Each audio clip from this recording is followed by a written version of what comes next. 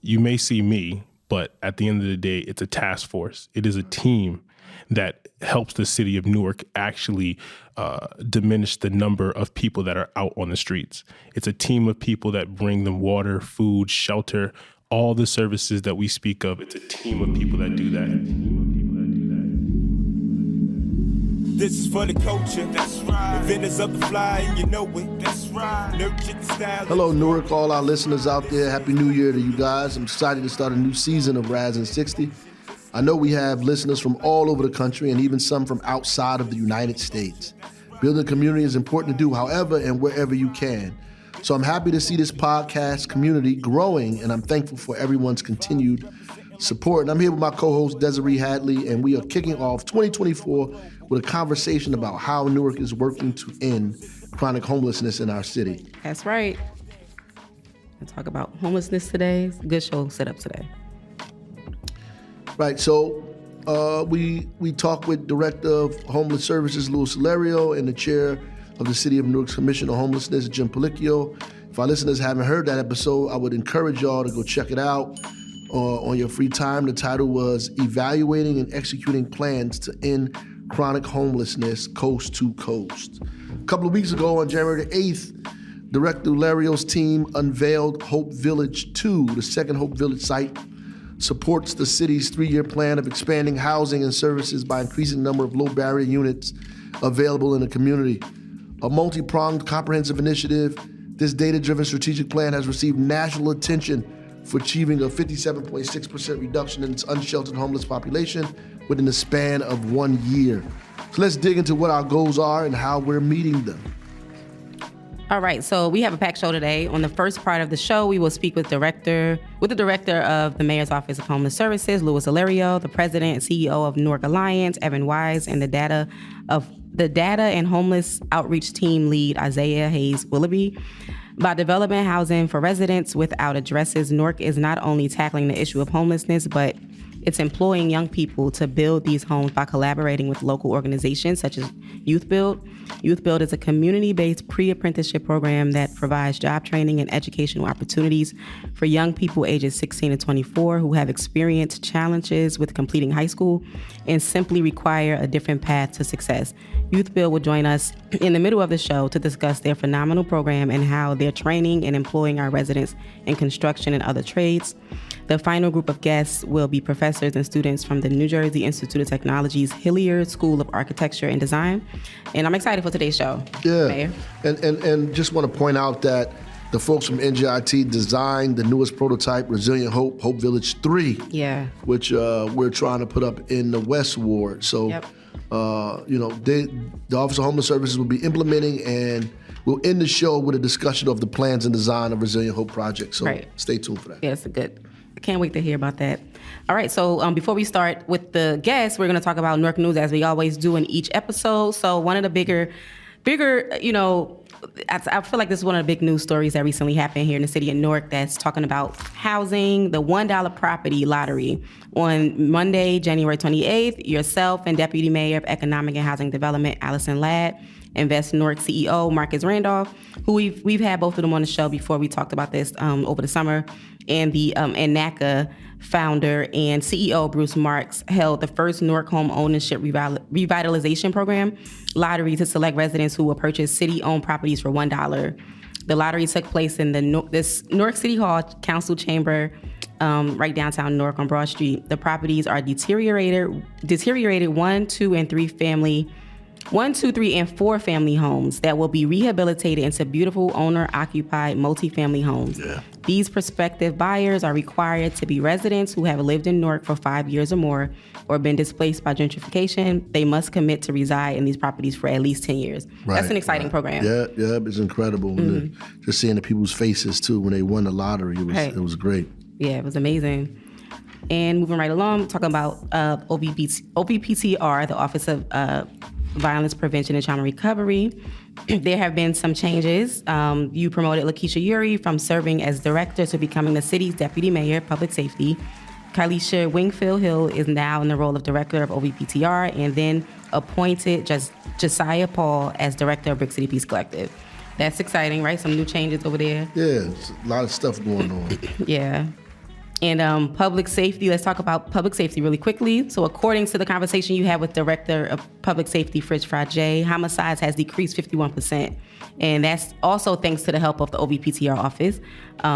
This is great news. So if listeners do want to hear more about the public safety statistics from 2023, please go to the City of Newark's Facebook page and watch the January 24th episode of Conversations with Mayor Raji Baraka. But did you want to talk any more about the homicides decreasing and the positive news coming out? We just want to stay focused, stay on it. Office of Violence Prevention, Trauma Recovery, thank them and all the community partners that are working with our police department to keep our community safe. Right. All right. And another, positive news story coming out of Newark, the FAFSA Challenge was on January 23rd. Newark held a press conference called Newark versus Camden FAFSA Challenge. The two major New Jersey cities will engage in a friendly competition to empower local students, fuel higher education aspirations, and build momentum for college enrollment. The goal for the challenge is to increase free applications for federal student aid, completion rates, and open doors to post-secondary success. Newark and Camden high schools will compete for the highest completion rate by city. In total, $70,000 will be awarded to high schools in the winning cities through funding from the New Jersey Children's Foundation and the Camden Educational Fund. That's exciting as well. Yeah, it's gonna be encouraging great. kids to go to college and apply for FAFSA. Yeah, and you can use that money for vocational school, for any other thing as well, community college as well. So That's great. All right, so we're done with the Newark news section. We can move on. So let's welcome our first group of guests. Director of Mayor's Office of Homeless Services, Louis Hilario.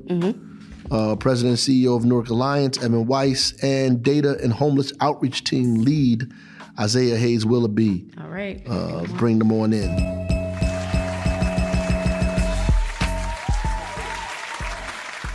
Thank you all for coming on the show. We're excited to have you on again. Mary, you want to kick off the conversation with the Office of Homeless Services? Yes. We got to circle back. Yeah. But we're glad that you guys are here with us. Yeah. For sure. So we have a lot to talk about. We spoke to a few other people about Resilient Hope. So Resilient Hope. we want to introduce who we have with us today. Obviously, Louis Hilario, who's here from the Office of Homeless Services. Evan Weiss, who is the, CEO, as they call it? CEO and president. President of Newark Alliance with us today. And Isaiah Hayes Willoughby, the growing star here in the city of Newark, data and management lead on, the homeless outreach team. And we're here to talk about Hope Village 2. And possibly what we think is going to come out of that. So the original Hope Village housed about, how many people did it house? 20 people, Hope Village 1. In terms of, I heard you say a stat at the press event about how some of those folks moved on to permanent housing. Yeah. So I just want to talk a little bit about Hope Village 1 and what's the status of it now. Yeah, sure. So, we're excited, right? We cut the ribbon, finally crossed the finishing line on Hope Village 2, which we named Come As You Are Bridge Housing Community. It's a second iteration of the mayor's signature low barrier housing initiative that will provide 20 transitional beds in a supportive and welcoming environment for residents previously living on the streets. And it's a low barrier, no conditions, hence the name Come As You Are. And it's designed to serve those residents that really have lost trust in the shelter system. And we're trying to build that trust again. We're providing quality transitional housing and services to those individuals. So we are excited about that project, Mayor. That's good stuff. Yeah. And you said you're trying to provide better housing because of, you lost trust in the shelter system. So what is the difference between, what is Newark offering that is different than the traditional shelter system? Yeah, even in comparison to Hope Village 1, Hope Village 1 was done in a matter of 3 months. The city was trying to go at the speed of the pandemic to bring folks indoors. So, it was kind of like built really quickly. It served a great purpose and still is. But the opportunity we have with Hope Village 2 is really community input. Right? So there was a community-informed design, which we radically really changed the design of the containers from adding more traditional housing components like siding, roofing, windows, which the mayor really wanted us to add. We improved the living spaces, improved lighting, furniture, art, which we're a big fan of. We've been partnering with Rebecca in our project of Empty Space for a long time now. And one of the really more significant improvements was in bringing the shower facility indoors. In Hope Village 1, it was a separate container, so that's one of the things we definitely wanted to do. Amenities, right? Raising the standard. We added Wi-Fi connection. There's a green space for programming and community connection as well, and a multi-purpose room for individuals to come together, socialize, watch a game, have a meeting. So there's so many things that we really wanted to add, and most of that, if not the majority of it, was informed from the community and through our meetings, which we had several of those meetings, but they were really, really helpful. Wow. Sounds Excellent. good. Yeah, it sounds like huge improvements, between the two villages. And it sounds like it's getting better. It is. It is getting with each better. village. Just the information that we're getting in the process is helping it get better. Right. Absolutely. So what is Newark Alliance's role in this here, Ellen? So Newark Alliance is a group of the major institutions in the city, so the corporations, hospitals, art centers, universities, and we try to do projects that are meaningful to the city. So when we came to see you, Mayor, almost 2 years ago now, we said we were going to work on Halsey Street in the Arts and Education District. We said we were going to work on broadband for the city. And then you said, you're leaving something out. Something that's incredibly important is addressing the homelessness problem. So it's something we had heard, from different parts of the Alliance, different stakeholders, but it was you who really said, you need to focus on this, and this needs to be a priority. And so we made it one. And I think our role here has been, I'll take, this as an example, one of our key members is Robert Wood Johnson Barnabas Health System. Right. And so making sure that they knew about the work that the city was doing, the work that Lewis was doing in the office, and to connect. And so on the project, on Come As You Are, they were there, they were cutting the ribbon because they became an investor in that project. And what I want to see is for the level of buy-in just to grow and to grow, because it's up to us to engage the rest of the public sector, the private sector, to tackle this problem. The city is leading on it, but they need to have people come and follow and provide resources, time, expertise. So there's a lot of specifics that we've been working on, but I think at the top level, that's it. It's getting people to really put literally their money where their mouth is on this work, because there's almost nothing more important we're working on together. Yeah. All right. I think the questions I did have, you already answered them. I was going to ask why is this work important to Newark Alliance, but you kind of already answered that. And I also did want to add, and this is also important, Jim Policio, who the mayor appointed to the chair of the Homelessness Commission, has also been a really big partner and has also invested in our work. Right. Over the last year, he actually has, through his membership, donated over $100,000 to the office, which was really an important, part to making Hope Village 2 happen. Right. It helped us actually with the Wi-Fi infrastructure, which was, it was a price tag to that. But that really was helpful, and we have actually more meetings again to bring the private partner and the sector together, because they are important partners to this, and the mayor has said that from the beginning, right? Collaboration goes beyond, right, just the city, right? We need help. And I think folks are finally stepping up and raising their hand, and we're really excited about that. That's good stuff. I want to ask one, how has the residents, their morale or their mood improved compared to Hope Village 1? And now I know you just cut the ribbon on Hope Village 2, but have you seen an improvement of the quality of life of folks? Yeah, I mean, Isaiah can speak to maybe one example, but I know there's inquiries from Hope Village 1 about transfers.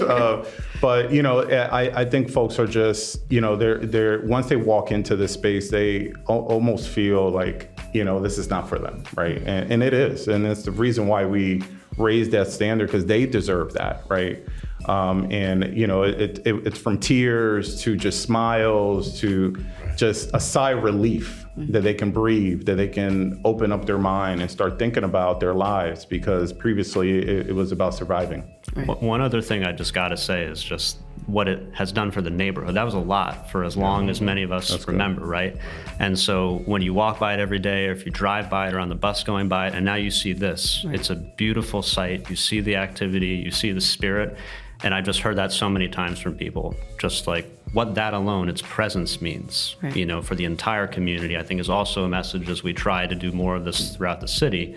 We have 2 projects now, incredible projects to point to. Right. And just to piggyback off what they were saying, as somebody on the ground that has seen the difference in attitude from coming off the streets to going into Hope Village 2, there have been literal tears. There have been people who have unadulterated joy because they finally have a space that is up to date, a space that is private for themselves. And they have all these feelings and emotions running through them. So. Wow. That's excellent. I was going to ask you too to run us through like a typical day of like the homeless outreach team, data coordinator guy, boss. Yeah, he's the boss. No problem. So to start off, first of all, the team has to get together. Usually it's just a whole bunch of laughs because we understand that the work that we do is very traumatic work because we deal with people who are going through traumatic experiences. Right. So we laugh, get some stuff off our chest, and we start to go out to the field. The first thing that we do is we outreach. And now that can encompass a multitude of things. Right. We have to go to people in parks, bus stations, sometimes abandoned buildings and large-scale encampments. Right. And we are now tasked with making relationships with these people. Right. Not just talking to them, but actually making them feel that we aren't there just to steal their information and just run back and just say, hey, this is what it is. Once we finally build this rapport with these people, we now ask them, hey, look, what is it that you want? Because what we have isn't the most important thing. It's what they want, what they need for themselves. Once we find out what they need, we do our best to actually get it to them, whether that be detox, whether that be sheltering, whether that be help with food, clothing. We then try to bring that stuff to them so they feel safe and they feel that someone actually cares for them. Right. We then get their information, we put that into our HMIS system. Now, our HMIS system auto-calculates whether somebody is chronically homeless or not. But it is on us to actually get as much information as possible from these people. Again, in a way that is humane, in a way that is not just, information grabbing and almost like a vulture. Right. Once we do that, we also try to hook up with a lot of the other offices in the city. Mm-hmm. So that may be code enforcement, NPD, some of our sister and brother organizations. And what we do is we try to outreach these people and, sometimes from a different perspective, because sometimes people on the team aren't the exact person that needs to talk to them at that moment. Right. Sometimes it's somebody else from a different organization that actually knows them for 10 plus years. It's great. Sounds like a busy day. So a lot of relationship building with folks and building that trust, with the community, people who need the help. All right. So you want to go ahead? No, good. Louis, can you tell us about the plans for Resilient Hope? We just, we spoke to NJIT. We want to know a little more about, from your perspective, and what are the plans that are in place to build Resilient Hope in West Ward? Back to the finishing line. We have to get there, and it's a really, you've heard from the students and the professor. It's a very unique model, and we enjoy our partnership with NJIT. Those folks are just, they have a lot of imagination, and part of what they did is also they worked really closely with the residents of Hope Village 1 to design the model, and to me that's probably the most important part, right? Because it was informed by the community, for the community, right? At this point, we are moving forward. We are soliciting, some project teams to help us begin the work. That's happening. Now we're turning our focus to partnerships. We're reaching out to our private sector and our public partners and say, hey, let's be a part of this one, right? I think we have something great here. And those conversations are happening, and we hope to begin, breaking ground at this future site sometime later this year, hopefully completing the project at the end of the year. It's exciting. So we had a conversation about the cost of this, and I guess both of you guys can jump into this. The cost of not just the Hope Village, but we had a conversation about sheltering, the cost of sheltering, which is incredibly expensive. Given, do you see this as an opportunity, honestly, to take over what sheltering is doing now? Could this replace sheltering, and would it be cheaper? Yeah, absolutely. I mean, the fact that, sheltering, from its origin is really just responding to just community-wide emergency, right? It wasn't supposed to be long-term housing. Right. It's supposed to be providing a safe refuge for someone from like an extreme weather or, other factors. Eventually it became a social service, right? It wasn't the intentions. So now we are seeing folks, of course, needing more emergency housing for several reasons, right? We don't have to accept that as the model, and which is why we're, experimenting with some of the other projects that we have. Hope Village 2 is a great example. Hope Village 3, it will be an even better one. But those are more innovative ways to house people and to respond to homelessness. It's more efficient, it's more cost effective, because the goal of folks as they enter those gates or those doors is to stabilize them and move them out very quickly. Right. The current shelter model, and believe me, we need shelters because it is the front door to the emergency system, is to just house folks. We have to change that culture, and I think that's part of what the mayor really wants us to do, is focus more on housing outcomes, and that is happening too. But these programs are just meant to get folks stabilized and moving on to the next step, and that it is a great model to do that. Right. Yeah, it's cheaper on any given day to shelter somebody. It's the one-time upfront cost of housing, which is the deterrent. But over time, over a few years, not even, the sheltering is going to be more expensive. Right. And that's why I think the resources that everyone at this table has been able to put together from the public sector and the private sector, there's a few 5, 6, 7 one-time big cost things, but for the future, it's going to make a lot of financial sense.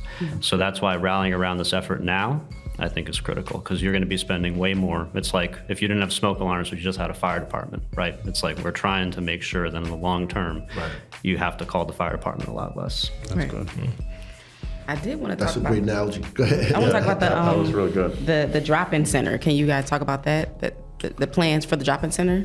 Sure. The drop-in center was a shared vision between the mayor and the late great Lieutenant Governor, it's really a vision for a 24/7 center that will serve as a safe refuge and a navigation center that will serve our most vulnerable in our community. And we're moving really closely on this project. We've partnered with the governor's office, DCA, to secure a grant that will help us, make this vision a reality.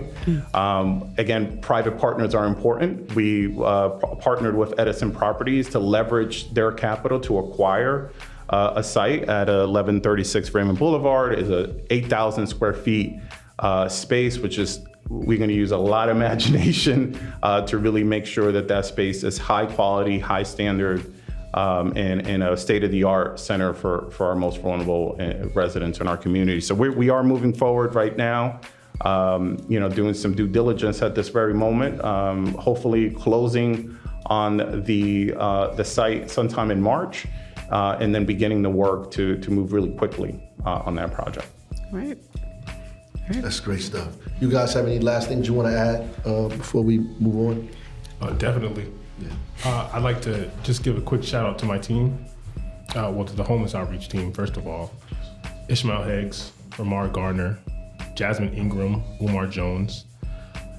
Thank you so much for the work that they do as well, because you may see me, but at the end of the day, it's a task force. It is a team that helps the city of Newark actually diminish the number of people that are out on the streets. It's a team of people that bring the water, food, shelter, all the services that we speak of. It's a team of people that do that, and I couldn't choose a better team to go through this with and go through these trenches and see all these things than the 4 people I just named. That's great. I thought it was 400 of you. That's great. Excellent. Isaiah, can you give us an example of one of the standout experiences or stories that you've, Yes. to come into contact with, or maybe there was an individual that you contacted or had built a relationship with that kind of touched your heart in a way, pulled on your heartstrings, anything? So I'll give the most recent example, which was today. So at our bi-weekly case conferencing meeting, we have a lady, and she is known in the city of Newark. She is known for cursing. She's known for giving everybody a hard time, but a lovely soul. And she goes back 10 plus years at Penn Station.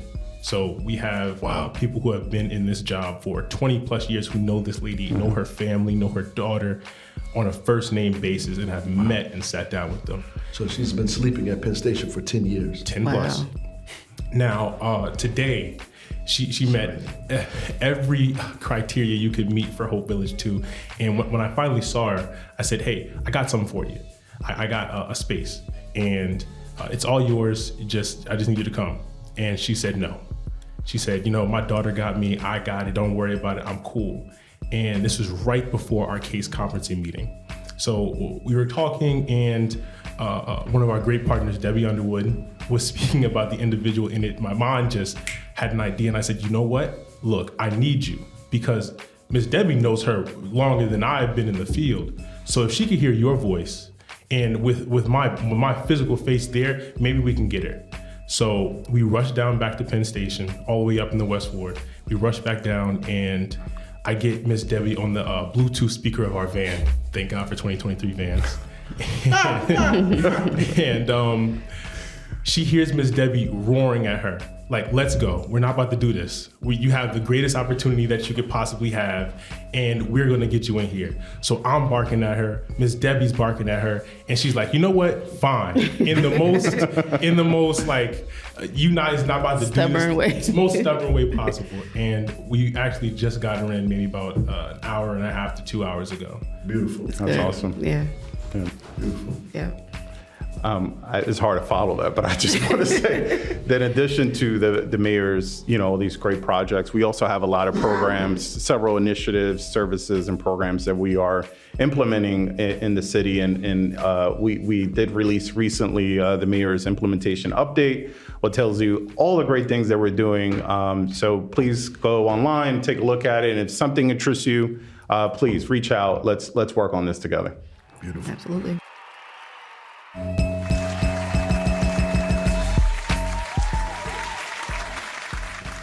So our next group of guests are part of a phenomenal organization called Youth Build. As I mentioned earlier in the show, Youth Build is a community-based pre-apprenticeship program that provides job training, educational opportunities for youth ages 16 to 24 who have experienced challenges with completing high school and simply required a different path to success. So glad to have Youth Build on. Yep, just want to thank you guys for getting on the show with us today, our podcast, Ras In 60. I just want you to first talk a little bit about who you are, and what you do at Youth Build, to help our listeners understand what Youth Build really is. My name is Tasmia Hall. I am the UCC Youth Build Program Director, and at the program, we service youth that are 16 to 24. Allowing them to obtain educational as well as job training opportunities. If they need their high school diploma, we assist them with that. But we have a small percentage of youth that come to us already having obtained their diploma. Nonetheless, all participants are able to engage in either construction training, dental assistant, dental technician, as well as CNA, home health aide, and phlebotomy as training options. Wow, I didn't know that part. That's great. Yes. Yeah. You jump in, tell us who you are, what you do. So my name is Alina Minitzi. I'm the Director of Community Engagement for United Community Corporation. We've been in Newark since, of course, 1964, as you know. I handle the marketing and fundraising and development for UCC. Nice. You want to introduce yourself? Yeah, my name is Brian, and I'm a student at Youth Build. I do construction, and yeah. All right. So we have Youth Build on the show because you guys help build the Hope Village 2, Hope Yes. Village, and you're helping with Hope Village 3, also known as Resilient Hope. Can you kind of give us some background on that and how that came about and the opportunities you're offering to young people? Yes, so it started actually with Hope Village 1 when we were introduced to that project, and our construction students from a few cohorts ago were able to participate in the landscaping at that point because the shipping containers and everything had already been structured. So they came in closer to the end, assisting with the landscaping, the painting, and making it beautiful, right? That after part. But then when the opportunity was available for our young people to assist with Hope Village 2 through the city of Newark, they were actually brought in under the summer youth employment piece of it. So over the summer, there were a few students, either our alumni or current students we were bringing in that were able to jump on board in that project. So they saw that project from start to finish. Most of the students, from when it was just a ground to the shipping containers being brought in, the furniture, and really got involved in the entire planning process. Wow. That's excellent. Yeah. I know you guys have also, just veering off a little bit, have been involved in helping us with the Section 8 home ownership program as well, building some of those houses as well. So, you know, this youth build has been really busy. into it. Yep. So just from perspective of a student, bro, just like, what do you get from that, being in youth build? How do you feel about it? How do you like it? You know? Honestly, it's better than what I expected. It's just like, I go to school, you know, it's fun because I like learning about construction, and that's really all I do. And yeah, like being able to like do like stuff to help the homeless or like, you know, people who don't got it like that. It just feels good being able to be a part of that. What are you learning there, though? What are you learning how to do? Construction, like framing, I be renovating everything, flooring, painting, everything. Wow. Yeah. So is it exciting to have, like, to be learning that skill, something you can take with you? Of course, because that's what I want to do in life. That's what I want to be. I want to be a general contractor one day. That's great stuff. So what's UCC involvement in all of this? So UCC manages Hope Village 1 and Hope Village 2. We provide the case management. We provide the daily upkeep for the site. We connect with different agencies to provide mental health services. We're connecting them to new homes and assisting them with laundry and relocating once they're ready. Wow. Okay. What has the experience been like, though, at these places? It's been amazing. It's been amazing. Hope Village 1 was our growing point. It was being able to see what the clients really needed. One of the things that were identified was that they needed that community space that was closed in instead of that open area. So we were along with the city, of course, being able to build a center at Hope Village 2 where they're able to get those resources inside instead of being outside in the cold, because that's the whole goal, bringing them into a location where they're safe and warm and being able to rebuild their lives. That's awesome. Go ahead. I was gonna say, I just see like a theme, right? So like tackling homelessness or like eliminating it. Like I see with the city of Newark, and like any city, you have to work together. So we have UCC, we have Newark Alliance, all of these other youth build, these programs or agencies come together to tackle this huge problem. It can't be done just on the city's behalf. I'm just, No, without question. connecting the dots. I saw like a few of those young people at the ribbon cutting, looking all like, they did something dope. Right. Over there. So, I mean, how did they, how did they feel about it? Like, being there at that event? It was definitely eye-opening. We had all of our students there, whether they were able to participate in just one day or from start to finish, because we had different participants at different stages in the process. But for all of them, it was really eye-opening to see the impact and just all the people that were there supporting the project. And for them to just be like, wow, this is really important. Like sometimes they have to see it, it has to be in their face for them to realize that this is something that I did and it was really important. Absolutely important. And I can imagine it's probably exciting to like drive by or walk by a project that you helped build, permanent structure. Yeah, and there's more coming, so we got more work to do on some of these projects. Absolutely. Yeah. So how does people get involved in that in youth build? When I ask, how did you get involved in it? I wanted to get my high school diploma. Yeah. Cause I wasn't in school at the time. Right. And I just went with my cousin to youth build because he had graduated from Leaders for Life. Oh, okay. And then I just walked in. I don't know. It was unexpected. I wasn't expecting to sign up the same day. Wow. That's pretty dope. So that's actually how it happens sometimes. Some of our youth come to us as just walk-ins, and they're like, hey, I heard about this, or somebody told me about this. But also our interest forum is another avenue for young people to just express interest. And we'll retrieve like some basic information pertaining to the young person to just reach out and say, hey, are you still interested? Come on in, let's schedule an appointment. And then from there, the relationship starts. Like as soon as they come in from day one, just really figuring out what their needs are. If it's a high school diploma, if they want to do construction, whatever that looks like, we dive deep. And so that whole process is definitely in depth to make sure we can provide the services that they need. Good. That's awesome. Yeah. So they're able to get direct access to that interest form from our website. So if they go to uccnorc.org, they're able to access that. And are there like limitations or any other requirements? Are there is a cap on how many people can apply per year? Yeah, so again, we service youth that are 16 to 24 for our specific program, and 25% can come with a high school diploma, but 75% are without. And typically for the grant, we service about a total of 84. Okay. So once we hit that number, right, 21 is those without a high school diploma, and the remaining are those with, flip that. 21 are those without with a high school diploma, and the remaining are those without. But the requirements are that the young person is low income, or their family is, if they need a high school diploma or not, and then also the certain zip codes that we service, mostly Newark, but also surrounding areas like Irvington, East Orange. That's Newark too. Right. They just don't know it. Yeah. Keep telling them it's Newark. All those surrounding areas we can accept you. Yeah, that's great. Yeah. That's great.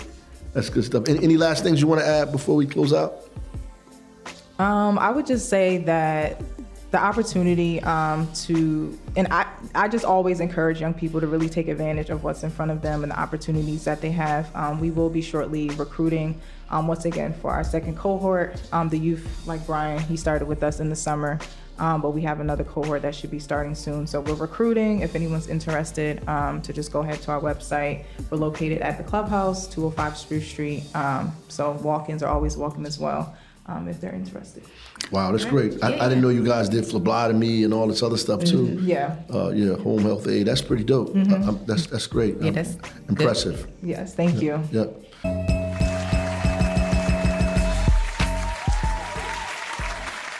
Our final group of guests on the show today are individuals from the NJIT Hiller School of Architecture and Design. Give you some background. In 2021, my administration reached out to NJIT's faculty with the task of developing a housing structure that could help solve our homelessness issue in Newark.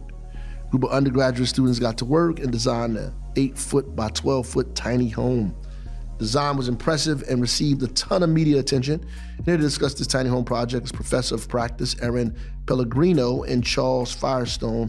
Also joining from NJIT are two architecture students, Hunter Grimm, Kenya Suarez, and I want to thank all of you guys for coming on to Ras In 60.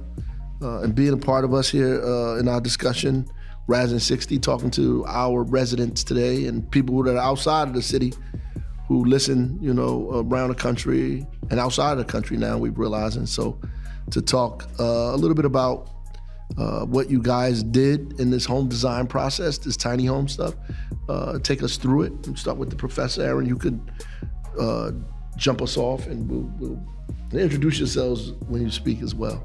Thank you. Sure. Thank you for having us. So the design process, we've had the benefit now to collaborate with the city on a couple of studios at NJIT. I co-teach those studios with Charlie Firestone here, who's also here with the students.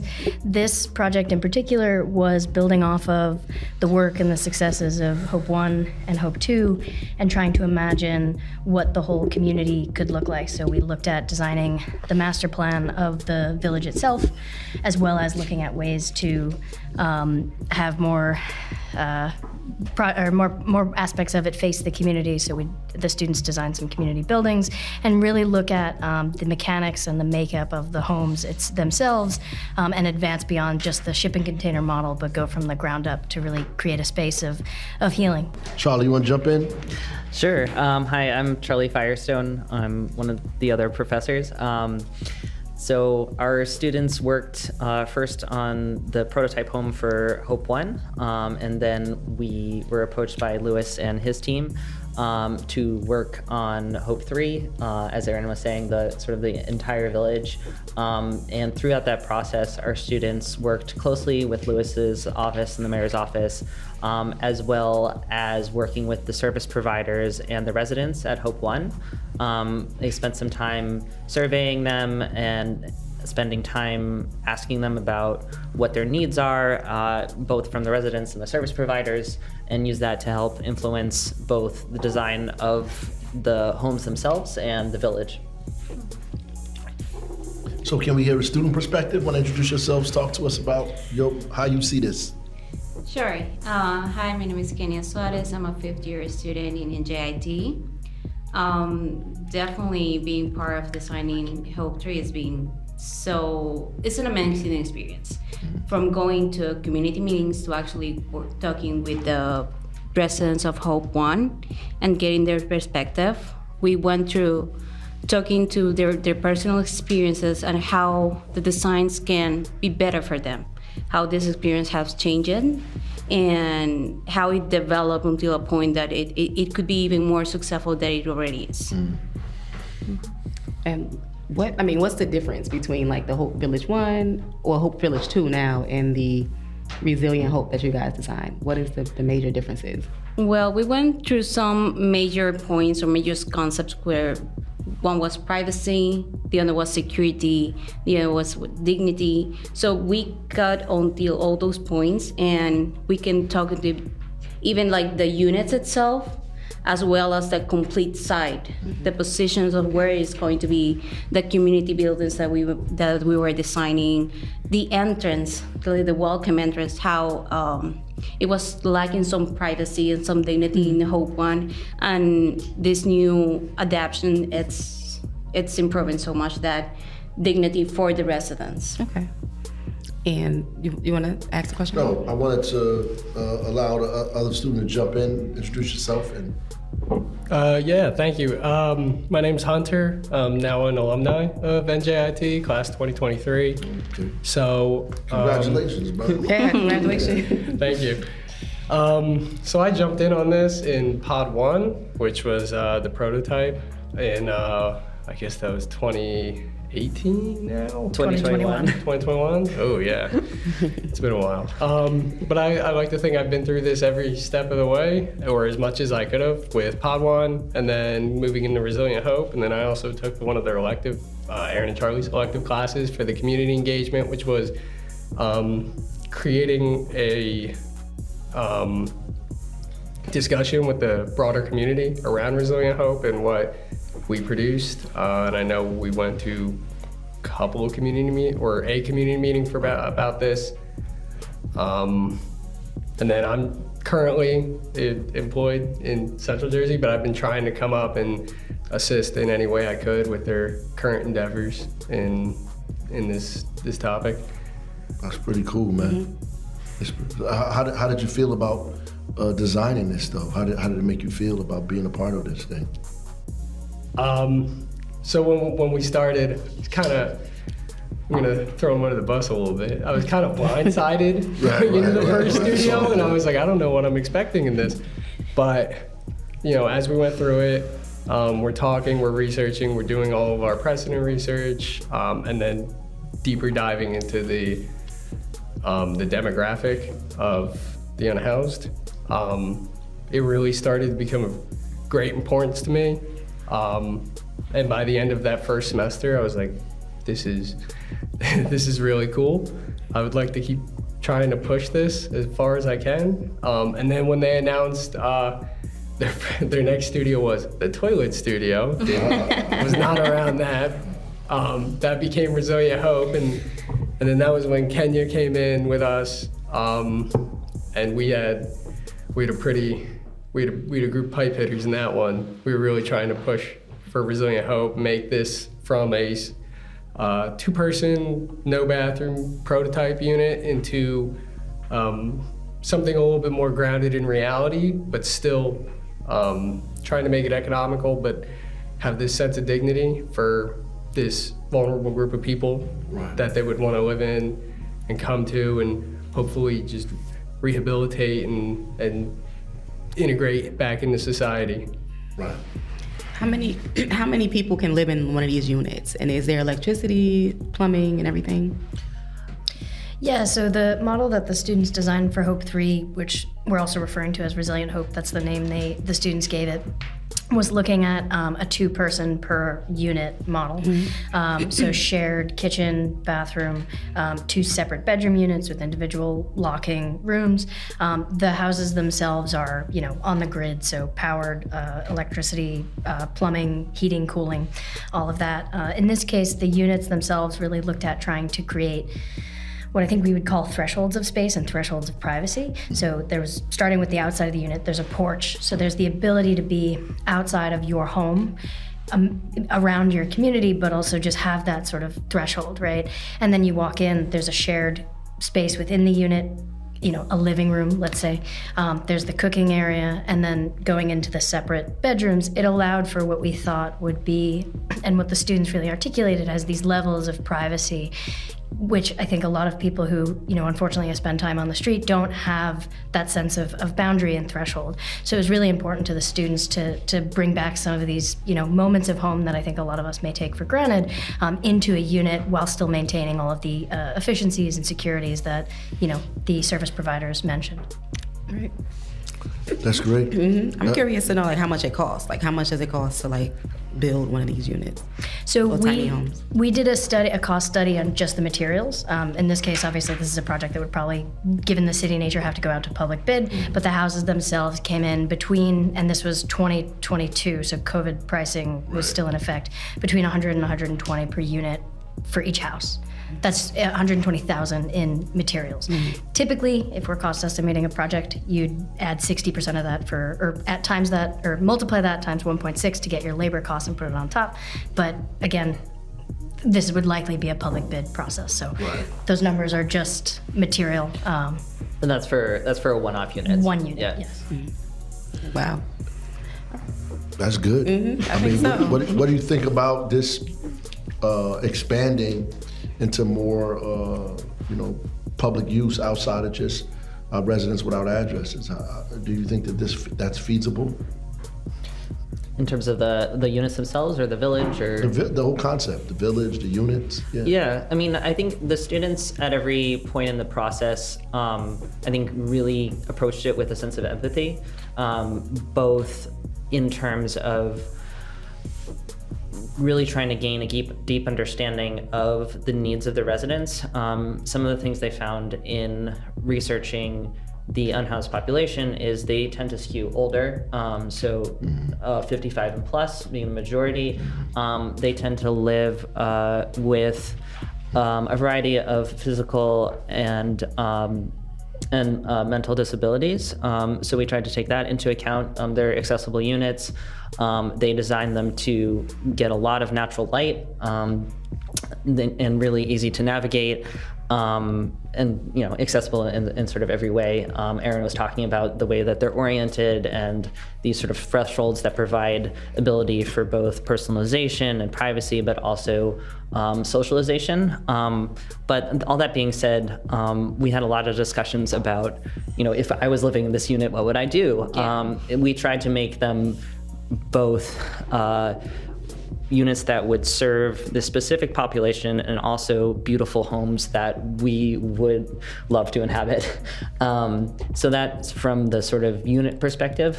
The amenities themselves as well. We designed both with specific needs of the population in mind.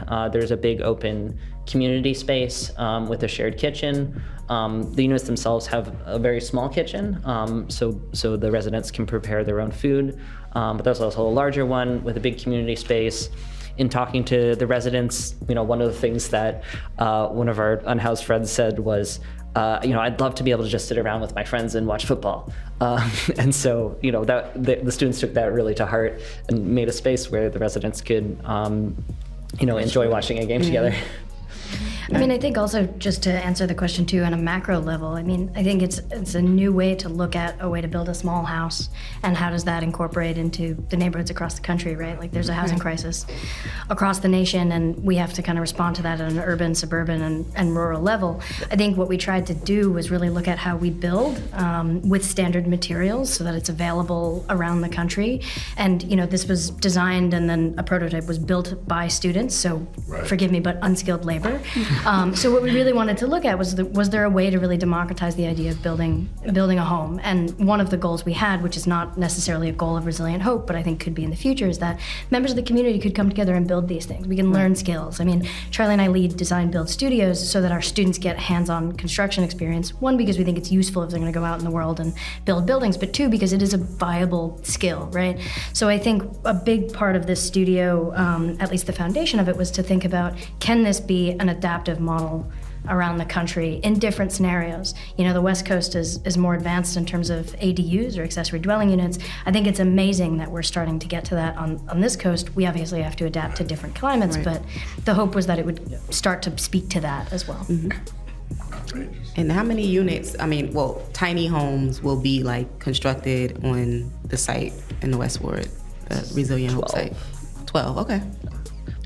Plus a number of amenity structures. I think it ended up being essentially 3 buildings. One is for the admin and also for counseling services. There's the large community structure that I mentioned before with the shared kitchen, as well as kind of a conference room / classroom where they can hold more private meetings like AA and various life skills coaching. And then there's the welcome structure that Kenyon mentioned, which will both welcome the residents in, allow them to check in and get screened, and also provide a community pantry. That was one of the innovations that the students brought to the project, was looking at, are there ways, even though there are, security concerns coming from the residents where they really want to feel safe. That was one of the things we heard a lot and wanted to make sure that they felt that they were safe, but could there be outward facing components as well while still providing that safety for everybody? And that was what they came up with was, can we have a community pantry that's open to the local neighborhood as well, where people who might be food insecure could come and pick something up, people can drop stuff off and begin to engage in that way. Right. Sound good. Yeah, I'm excited about that. Any last things that students want to say about, or former students want to say about? Sure. Definitely the personally myself, how your mind change about what the homeless community is. Right. Right. You get into a class with little or no knowledge about it, and when you actually get to go to community meetings or to talk to the residents, your mind changes a lot, because it's not unlikely you might know some of the people. Right. They might be at your job, they might be a friend or a colleague, but they just don't have a home. Mm-hmm. So being mindful of that definitely changed my perspective a lot, and getting into designing to solve or to help somehow a problem in reality in this actual society, it was very important. I mean, yeah, I'll bounce off what Kenya said. I think there's a lot of preconceived notions that this could be like kind of a, you can approach this with the hammer type mentality and just, here's a product, they can just be housed in this, but it doesn't really work like that. You definitely need more of a scalpel approach to this. Every person is their own individual. They have to be treated as an individual and address their individual needs. You can't approach this by just kind of plopping them in a space, because a lot of these people, they are more vulnerable. They have had or have developed a mental ailment because of this, depending on how long they've been or unhoused. So that needing to be addressed is extremely important. And I think we aim to deploy a series of units that would make that transition a little easier for the person. They call it rough sleeping in London. That was pretty strange, but that's what they call it. So I want to thank you guys for coming on, and thank NJIT, your professors, the university, the students for partnering with us here in Newark to solve a very difficult problem that the rest of the country is trying to grapple with at the same time. So we appreciate your service to this community, definitely. And I do know that this stuff will be used, absolutely. So you'll get to say, I worked on that when you walk past and see it. Definitely. Right? Yeah, absolutely. Yeah, so thank you.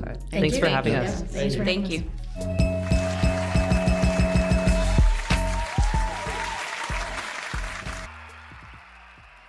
So just want to say thank you to our guests, Mayor's Office of Homeless Services, Youth Build, NJIT's Hillard College of Architecture and Design.